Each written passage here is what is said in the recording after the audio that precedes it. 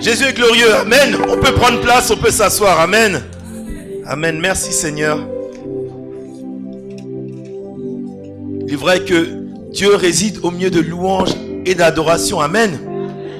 Psaume 150 nous dit que tout ce qui respire, qu'il fasse quoi? Qu'il loue l'Éternel. Amen. Louez l'Éternel. Amen. Pour ses hauts faits, pour tout ce qu'il a fait. Amen. Donc on va aller rapidement. Donc on va continuer notre thème, l'appel à la pureté de vie. Et ce matin nous allons plonger dans la parole. On va prendre nos Bibles dans le livre de la Genèse au chapitre 3. On va prendre du verset 7 au verset 21. Donc Genèse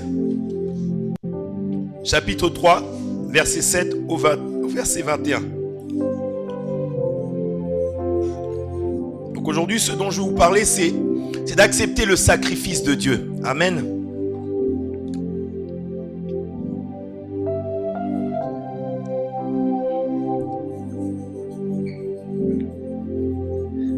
Donc je lis au nom du Seigneur Jésus-Christ, Genèse 3, du verset 7 au verset 21. La Bible nous dit ceci.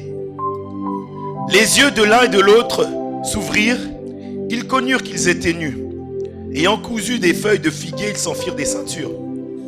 Alors ils entendirent la voix de l'Éternel Dieu qui parcourait le jardin vers le soir. Et l'homme et sa femme se cachèrent loin de la face de l'Éternel Dieu, au milieu des arbres du jardin. Mais l'Éternel Dieu appela l'homme et lui dit, « Où es-tu » Il répondit, « J'ai entendu ta voix dans le jardin et j'ai eu peur parce que je suis nu et je me suis caché. » Et l'Éternel Dieu dit, « Qui t'a appris que tu es nu? Est-ce que tu as mangé de l'arbre dont je t'avais défendu de manger ?» L'homme répondit, « La femme que tu as mise auprès de moi m'a donné de l'arbre et j'en ai mangé. » Et l'Éternel Dieu dit à la femme, « Pourquoi as-tu fait cela ?» La femme répondit, « Le serpent m'a séduite et j'en ai mangé. » L'Éternel Dieu dit au serpent, « Puisque tu as fait cela, tu seras maudit entre tout le bétail et entre tous les animaux des champs. Tu marcheras sur ton ventre et tu mangeras de la poussière tous les jours de ta vie. Je mettrai l'inimité entre toi et la femme, entre ta postérité et sa postérité. Celle-ci t'écrasera la tête et tu lui blesseras le talon. Il dit à la femme, j'augmenterai la souffrance de tes grossesses. Tu enfanteras avec douleur et tes désirs se porteront vers ton mari, mais il dominera sur toi.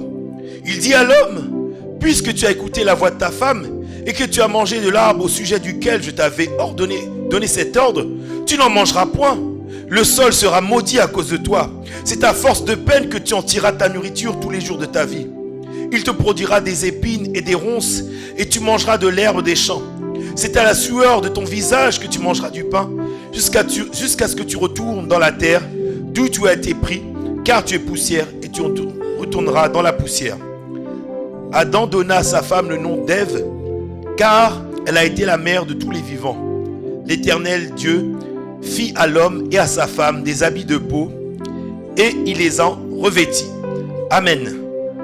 Est-ce qu'on peut acclamer pour le Seigneur?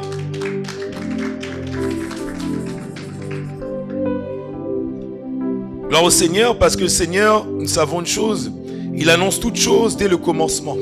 Amen. Là, dans ce passage que nous venons de voir, il est question de la chute. Amen. Comme tout le monde le sait, Dieu avait donné un ordre à l'homme. Il lui avait donné une mission à l'homme et à la femme, c'était de garder le jardin et de le cultiver. Amen. Il devait juste garder le jardin et le cultiver. Amen. C'est tout. C'était simple. Et Dieu leur avait donné également le pouvoir sur toute chose, la domination, sur toute la créature.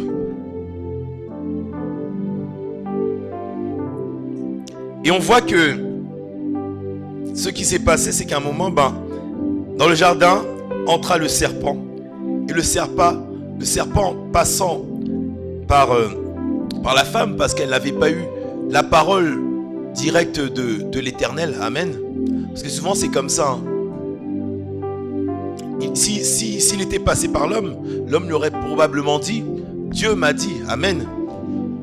Mais il a pris la femme au dépourvu en lui disant, voilà, est-ce que Dieu a-t-il réellement dit? Amen. Parce que elle, ce qu'elle avait reçu, c'était d'après ce que son homme lui avait dit. Amen. C'est comme ça, c'est comme aujourd'hui on voit dans le système gouvernemental qu'il y a un président, le président va parler à ses ministres, les ministres vont après descendre. Alléluia. Mais bon, on ne va pas entrer dans tout cela. Ce qui nous intéresse dans un premier temps, c'est de voir qu'il y a eu une brisure à un moment. Il y a eu ce qu'on appelle la chute. Il y a eu quelque chose qui a été brisé entre l'homme et entre Dieu. Ça, c'est le premier point, c'est la chute. Le second point, donc, on voit que Dieu, à la base, il avait un plan parfait. Le plan de Dieu, c'était, comme on l'a dit au départ, c'était que l'homme cultive le jardin, qu'il domine sur toute la création, que l'homme soit le représentant de Dieu au milieu de la création. Amen. Parce que il est dit qu'au commencement, Dieu fit l'homme à son image, à sa ressemblance. Afin que quoi? Afin que l'homme puisse dominer, que l'homme soit la présence de Dieu, qui soit Dieu au milieu de la création. Mais il en était autrement. Et de par la chute, comme on l'a dit, il y a eu cette séparation, cette brisure. Il y a eu le péché. Le péché de quoi? Le péché de la désobéissance. Alléluia. Est-ce que quelqu'un peut dire avec moi la désobéissance? Comme le dit Romain, le salaire du péché, c'est quoi? C'est la mort. Amen. Et c'est ce qui est arrivé parce qu'ils ont péché contre Dieu. Et Dieu, étant un juste juge, il leur avait dit que le jour où vous en mangerez, qu'est-ce qui se passera? Vous mourrez. Or, nous savons que Dieu n'est pas un homme pour mentir, ni un fils de l'homme pour se repentir. Ce que Dieu dit, cette parole-là, elle s'accomplit à coup sûr. C'est comme ça. Ésaïe 55 nous dit la même chose. Tout comme la pluie et la neige tombent, elle ne remonte pas sans avoir arrosé et fait germer. De même, en est-il de la parole de Dieu, elle ne revient pas à lui sans avoir accompli sa volonté.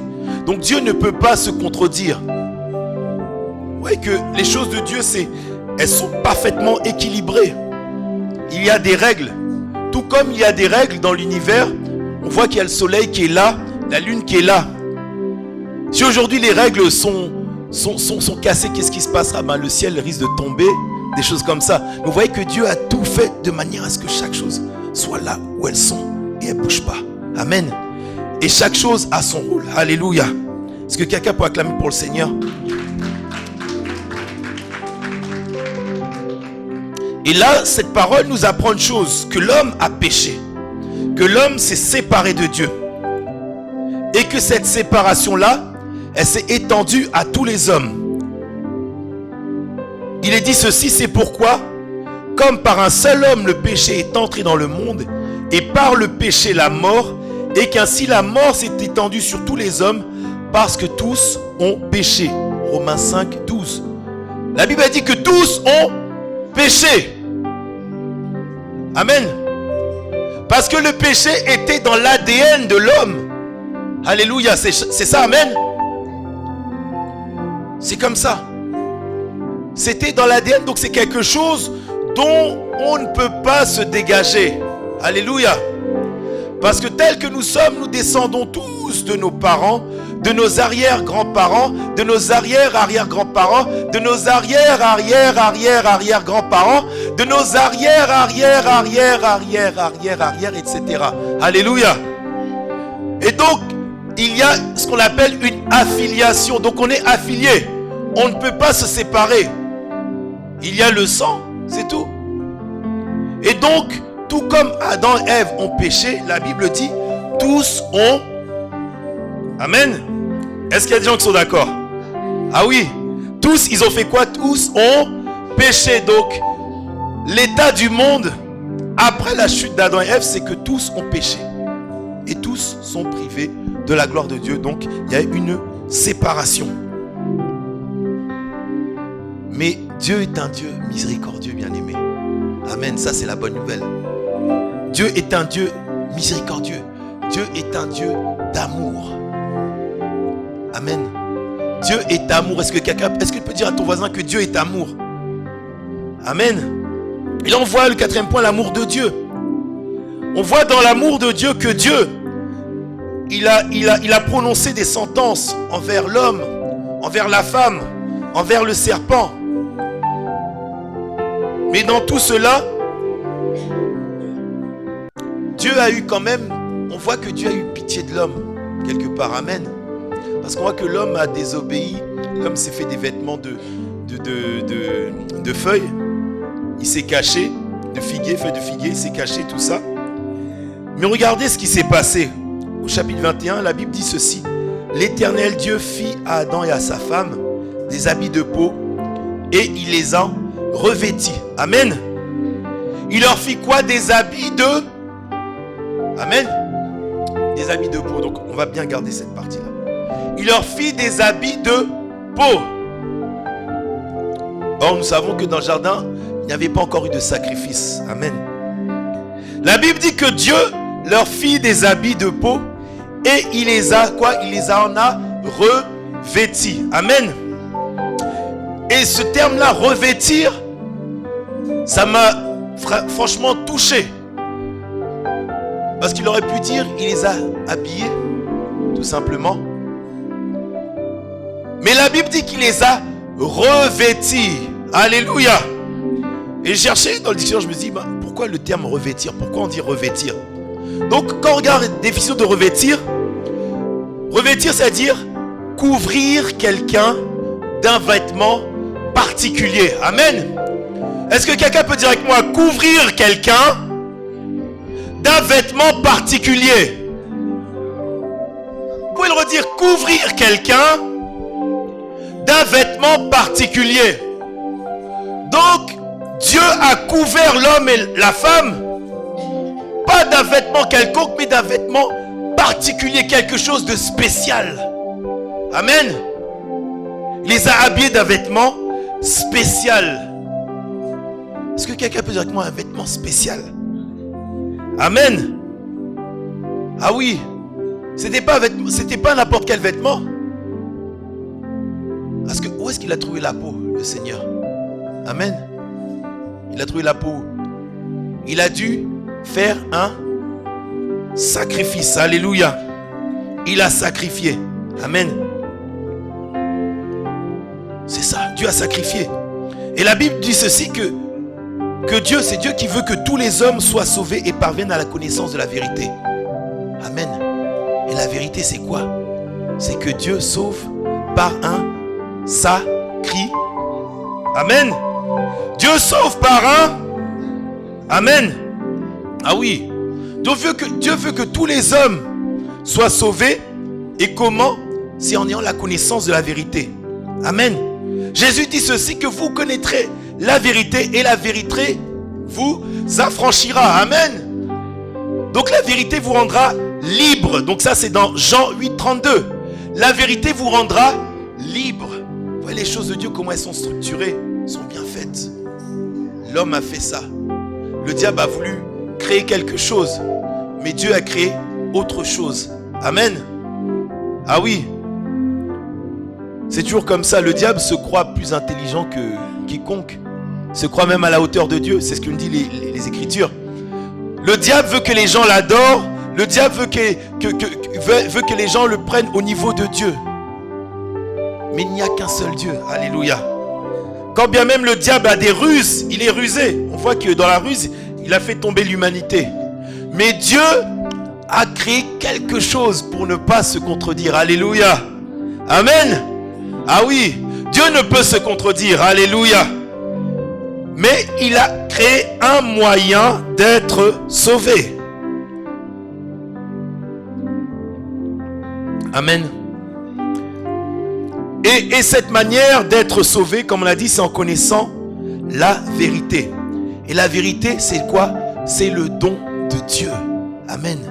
Est-ce que quelqu'un peut dire avec moi le don de Dieu? Amen. On est affranchi en connaissant le don de Dieu. Jean 4, 10 nous dit ceci. Lorsque Jésus était avec la femme samaritaine, Jésus lui répondit, si tu connaissais le don de Dieu, amen, et celui qui te dit, donne-moi à boire, Jésus dit que c'est toi-même qui lui aurais demandé à boire, alléluia. Parce qu'on ne connaît pas, amen. Parce que celui qui connaît le Seigneur, il demande au Seigneur, il sait à qui s'adresser, alléluia. C'est comme ça. Celui qui connaît le Seigneur, il ne va pas dire, laisse-moi d'abord régler mes problèmes, après j'irai au Seigneur. Non. Amen. Parce que j'ai dit que demandez, il vous sera. Cherchez, frappez et on vous ouvrira. Parce que celui qui cherche, il trouve. Celui qui demande, on lui donne. Et celui qui frappe, on lui ouvre. Ce sont les violents. Amen. Celui qui connaît Dieu est un violent dans le Seigneur. Alléluia. Voici pourquoi Jésus il a dit que si tu connaissais le don de Dieu, alléluia. Est-ce qu'il y a quelqu'un qui me suit? Amen. Est-ce qu'il y a quelqu'un qui comprend ce matin? Si tu connaissais le don de Dieu. Le don, ce n'est pas le fait de parler bien. Le don, ce n'est pas le fait de parler en langue. Le don, ce n'est pas le fait de faire des miracles. Le don, c'est Jésus-Christ. Alléluia. C'est Dieu qui est descendu des cieux et qui est venu sur la terre pour vivre avec les hommes. Alléluia. Pour se faire connaître aux hommes. Amen. C'est vrai qu'il a dit que si tu connaissais le don de Dieu. Si tu connaissais, est-ce qu'il y a des gens qui connaissent ce matin? Amen.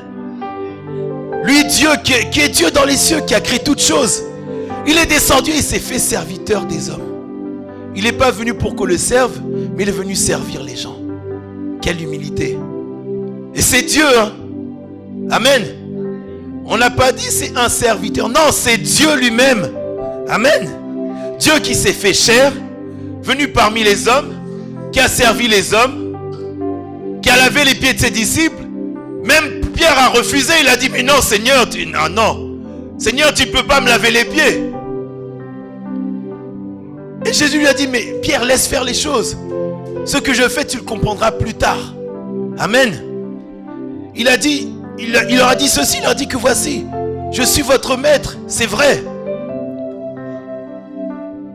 Mais il leur a montré une chose que voilà, même en tant que maître, il faut apprendre à servir. Il nous a montré l'humilité. Est-ce qu'on peut dire l'humilité? Amen. Parce qu'on viendra là-dessus. Alléluia. Il nous a montré l'humilité. Jésus qui était là, qui demande à cette femme de l'eau. Alors il a tout pouvoir. Alléluia.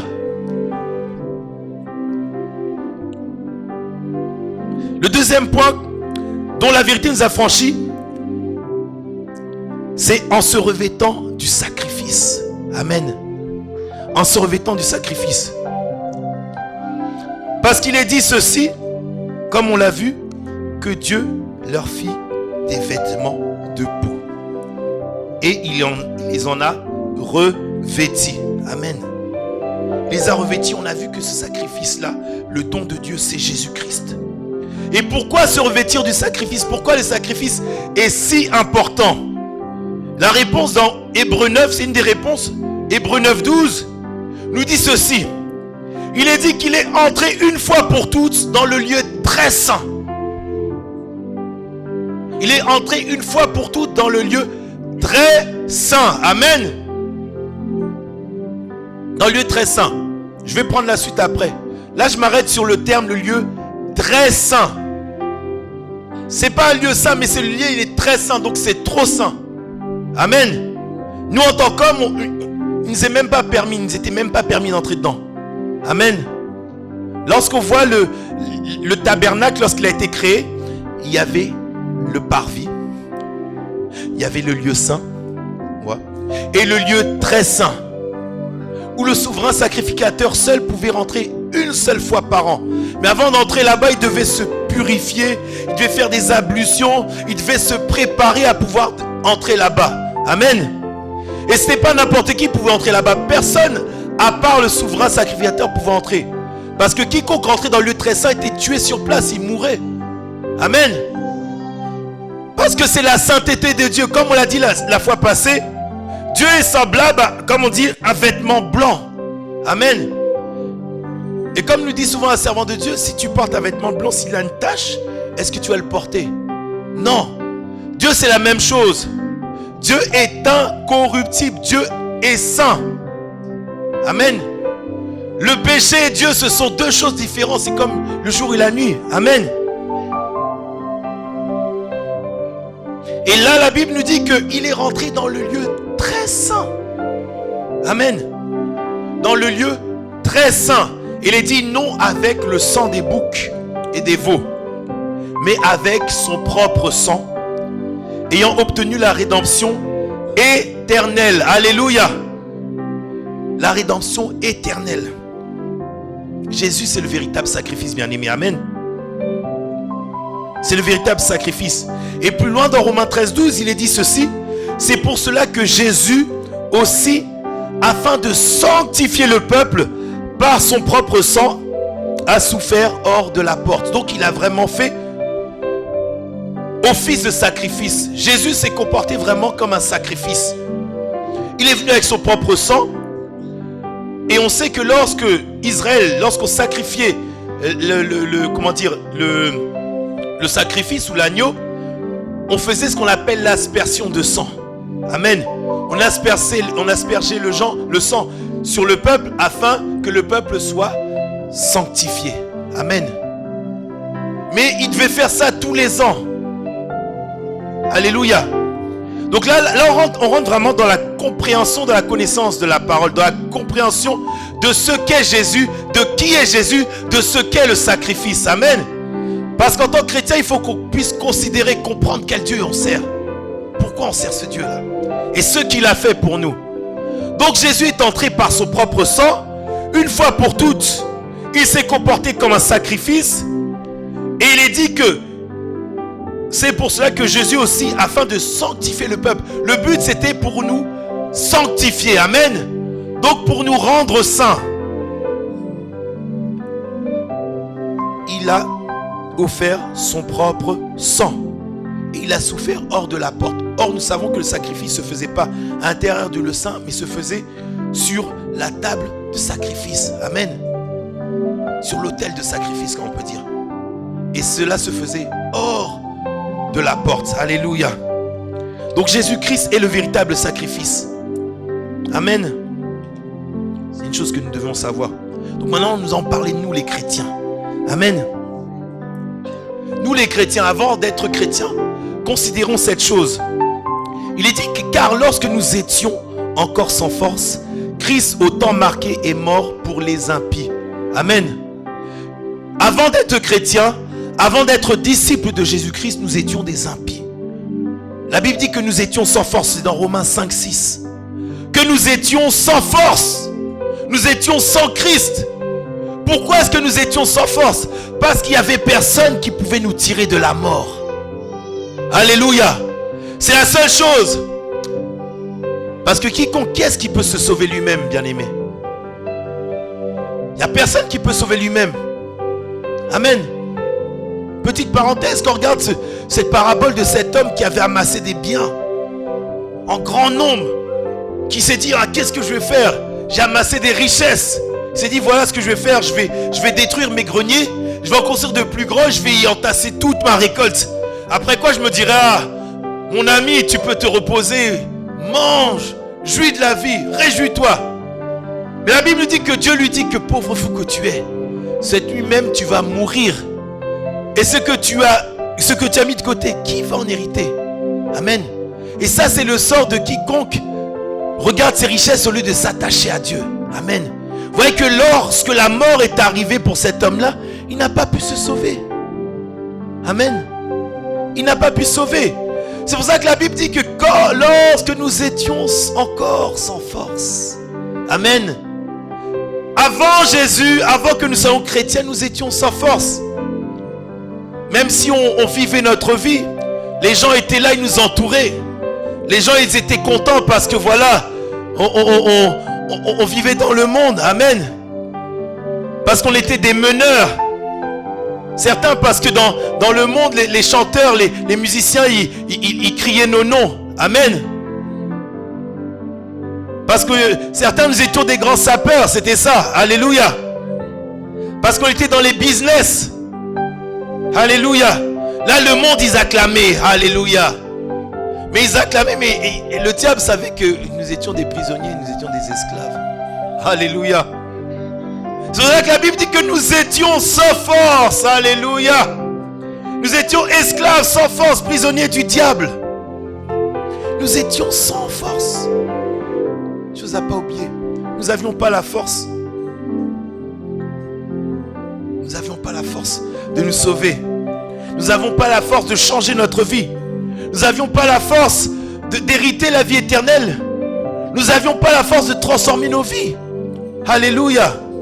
Mais aujourd'hui, nous avons Jésus-Christ. Alléluia. Et la Bible nous dit ceci, le Seigneur nous dit que voici, si quelqu'un croit en moi, il fera les œuvres que je fais. Il en fera des plus grandes encore. Alléluia. Ça, c'est les promesses de Dieu. La Bible dit que nous avons part aux héritages, nous avons part aux promesses de Dieu. Et il est dit que voici les miracles qui accompagneront ceux qui auront. Et qu'est-ce qu'ils feront en mon nom?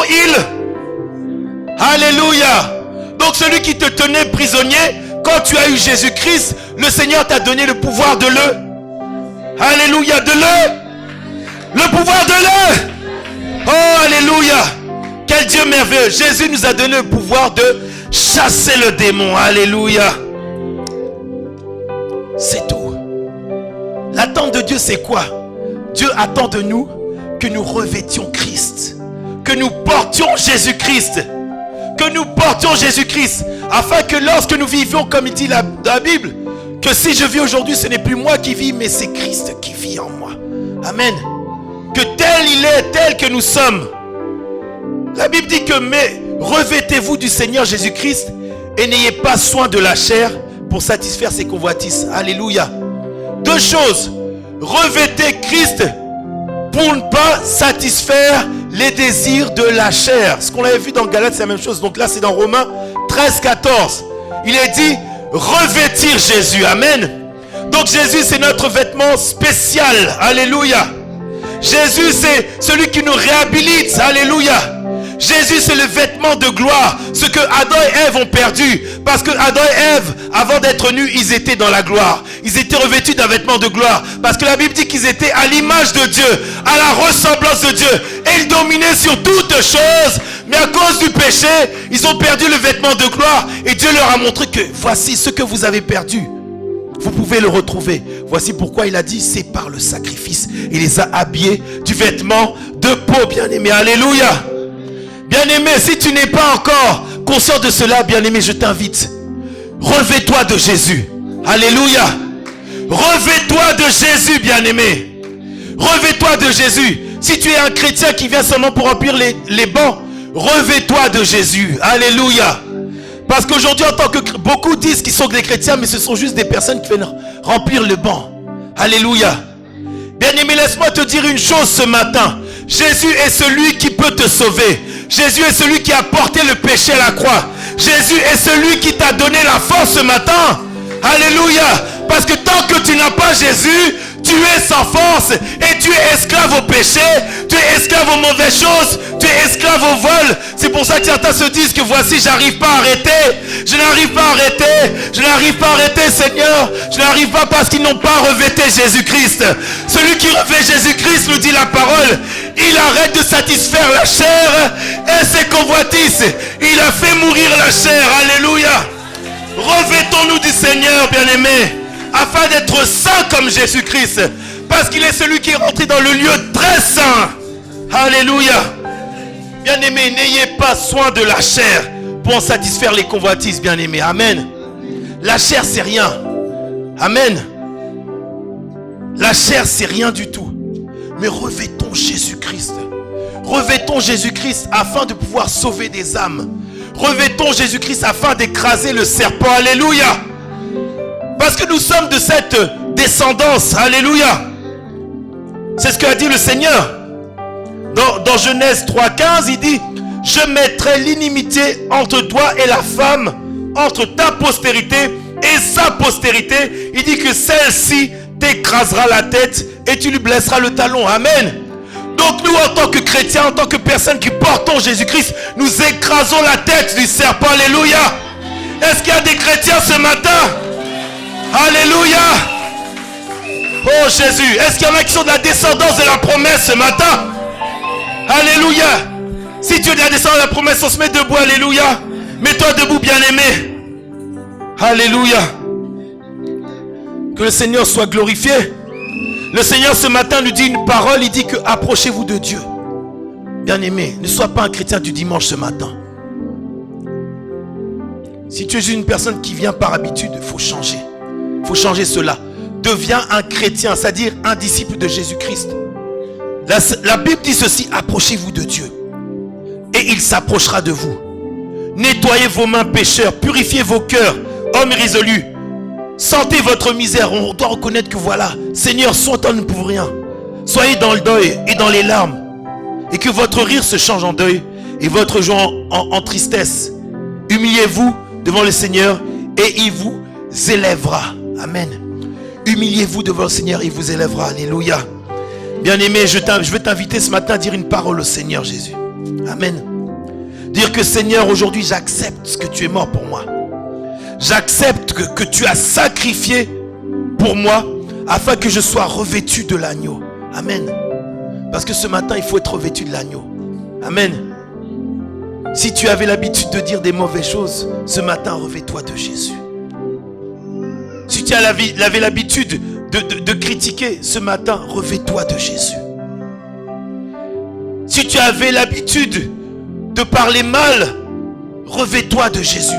Si tu avais l'habitude de voler, revêt-toi de Jésus-Christ. La Bible nous invite à cela. Il dit que revêtez-vous des sentiments qui étaient en Christ. Revêt-toi de Jésus. Bien-aimé, on va élever la voix, on va bénir le Seigneur et je vais laisser après la parole à la servante de Dieu qui va prier.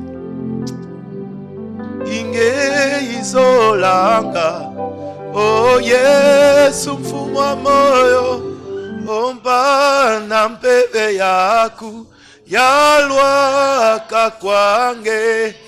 Inge izolanga, oh Yesu umpa na mpeve yaku, yalwa kakwange. O kwange yetirivuvu, Yesu mfumwa moyo, umpa na mpeve alwa kakwa. O kwange yetirivuvu, umpa na mpeve yaku, yalwa kwa. O kwange nzirivuvu, yes, umpa na mpeve ya yalwa kwa. Oh Seigneur, ce matin nous voulons nous revêtir de toi, Jésus. Jésus, Seigneur, tu nous appelles à la pureté de vie, Seigneur Dieu. Et vrai, cette pureté de vie ce matin, nous ne pouvons la trouver qu'avec toi, Jésus-Christ. Nous ne pouvons la trouver qu'avec toi, Jésus. Qu'avec toi, Seigneur Dieu, en étant revêtu de toi.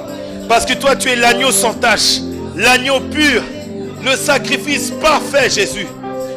Et ce matin, tu nous invites, Seigneur Dieu, à nous revêtir de toi. À te porter comme un manteau. À te porter comme un manteau. À ne pas être des loups, Seigneur Dieu, mais à être des agneaux comme toi, Jésus. À être des agneaux comme toi, Jésus.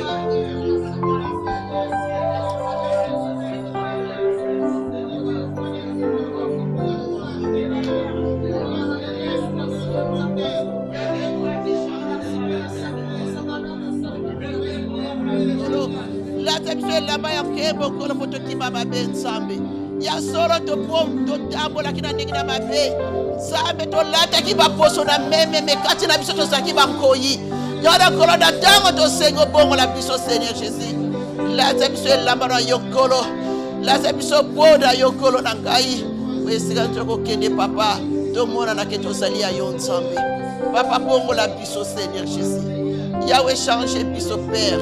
Il n'y a que toi qui change le mal à bien. Il n'y a que toi qui peux nous changer Père Seigneur. Papa règne à nous Seigneur Jésus. Règne à nous Seigneur Jésus. Parce que sans toi nous ne pouvons rien faire. Sans toi nous ne pouvons rien faire Seigneur. Remplis-nous de ton esprit Seigneur Jésus. Parce que ton esprit c'est la vie Seigneur. Parce que ton esprit c'est la vie Père de gloire à nous Seigneur Jésus. Père de gloire, merci pour ta parole. Merci pour tout Seigneur Jésus. Nous t'élèvons Seigneur Jésus. Nous t'exaltons parce que tu es Dieu. Le Dieu incomparable c'est toi Seigneur. Le Dieu incomparable c'est toi Papa. C'est toi qui changes le mal à bien. C'est toi Seigneur Jésus. Merci pour le pouvoir que tu as donné Seigneur. Merci pour l'autorité que tu as donné ce matin Père. Parce que toi, tu es Dieu, Seigneur. Tu as donné le pouvoir de marcher sur les serpents, Seigneur. Tu as donné le pouvoir de marcher sur les scorpions, Seigneur Jésus. Tu as donné le pouvoir de marcher tout poussant des mondes des ténèbres, Père. Parce que toi, tu es Dieu, Seigneur. Parce que sans toi, nous ne pouvons rien faire, Seigneur. Aujourd'hui, nous sommes vêtus de ta peau, Seigneur. Partout nous passerons, Seigneur, nous savons que tu es avec nous, Seigneur Jésus. Nous allons écraser la tête des serpents, Seigneur. Parce que tu nous as donné ce pouvoir-là, Seigneur. La force, Seigneur Jésus-Christ. Parce que toi, c'est notre force, Seigneur Jésus. Nous t'élèvons, Seigneur Jésus. Sois élevé, Seigneur Jésus. Bénis ton serviteur qui nous enseigne ce matin, Père. Bénis ton serviteur, Père de gloire. Élève-le encore puissamment comme tu n'as jamais élevé, Seigneur Jésus. Bénis-nous aussi d'écouter cette parole, Seigneur. Que cette parole soit gravée dans nos cœurs, Père, et la mettre en pratique. Parce que c'est toi la parole, Seigneur Jésus. C'est toi la parole, Papa. C'est toi la parole qui nous a parlé aujourd'hui, Seigneur Jésus. C'est toi-même qui nous enseignes, Père de gloire. C'est pour cela que cette parole soit à nous, Seigneur. Et nous pouvons marcher avec ta parole parce que toi, tu es Dieu, Seigneur. Sois élevé, sois glorifié.